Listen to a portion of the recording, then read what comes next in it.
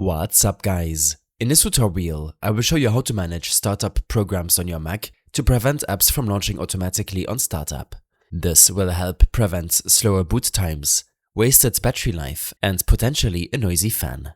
To manage startup programs, open up your Mac's system settings. From the left side menu, select General, and then Login Items and Extensions.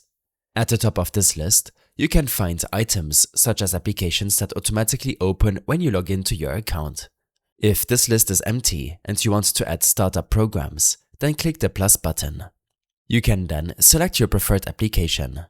Some other apps and login items might also be allowed to run in the background after you close them, such as Adobe Creative Cloud or Spotify. These can be quite useful, but some are typically not needed. You can disable them in the list of applications below. If you quickly want to manage if an app opens once you log in, and if it's in your dock, then right-click the icon and select Options, and then check or uncheck Open at Login. This will give you more control over which apps open when you boot up your Mac. I hope this helped you out. Leave a comment if you have any questions, and see you in the next one.